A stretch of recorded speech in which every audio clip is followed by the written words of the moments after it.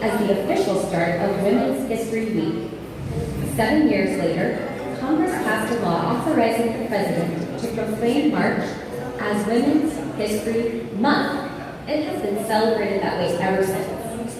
Since then, the NWHA has selected a yearly theme for the month. And the rest, Addie said, is her story.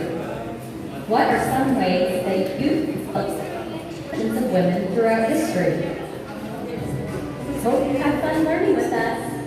Visit us at learnbright.org. Thousands of free resources and turnkey solutions for teachers and homeschoolers.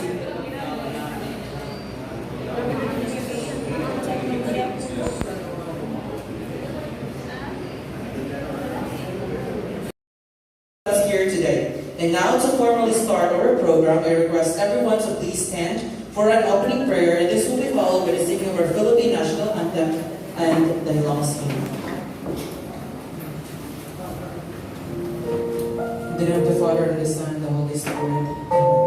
God, as we advocates, please make us effective channels for transformation.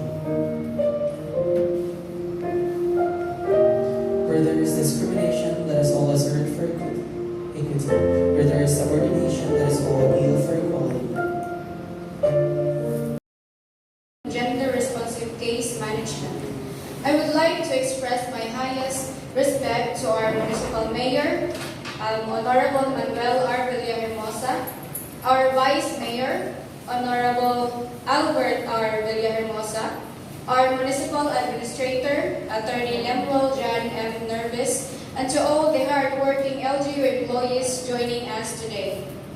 Your presence here reflects your strong commitment to promoting gender equality and ensuring that our case management practices are inclusive, fair, and responsive to the needs of our community.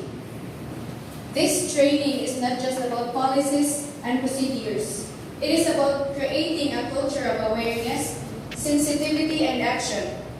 By equipping ourselves with the right knowledge and skills, we strengthen our ability to provide effective support and protection to those who need it the most. Let us all take this opportunity to engage, collaborate, and make meaningful contributions to gender-responsive governance. Welcome, and may this training inspire us to be better advocates for change. Once again, good morning.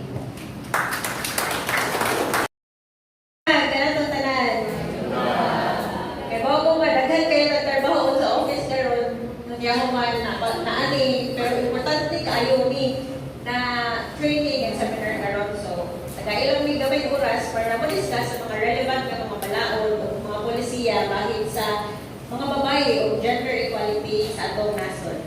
So, magsugod ko.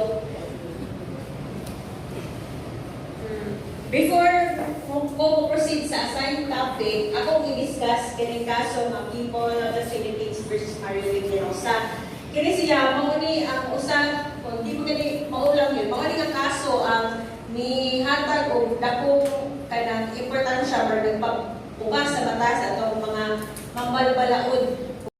Kay ang pagkita ko dito rin sa Isabel Leyte. So, next slide please. So, ang akusado ni si Ben Inosa.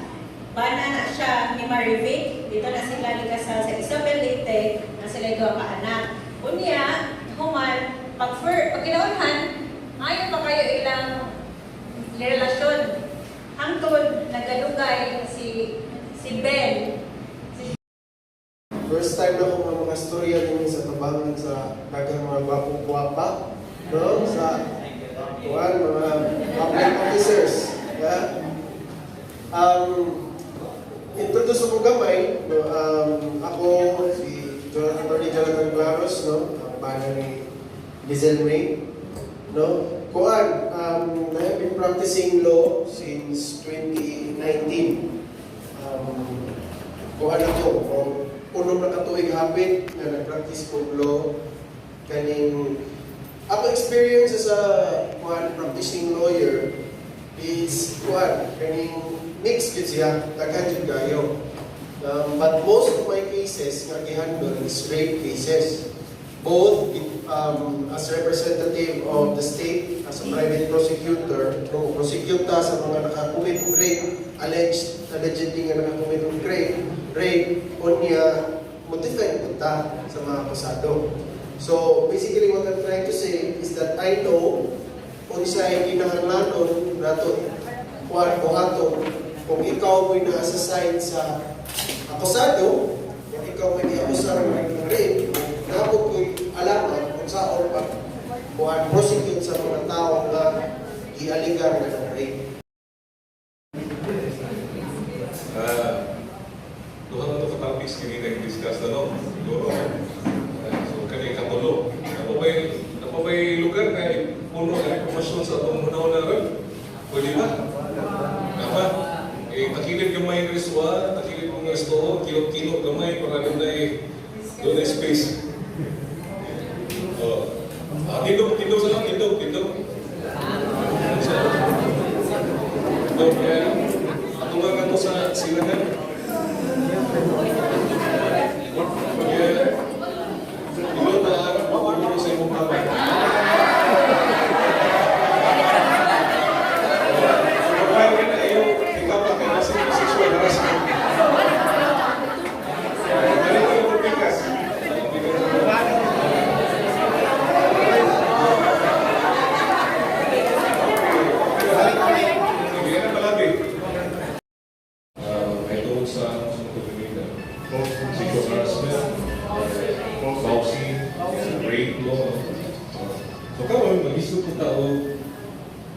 Safe Spaces Act or Bawal Bastos Law.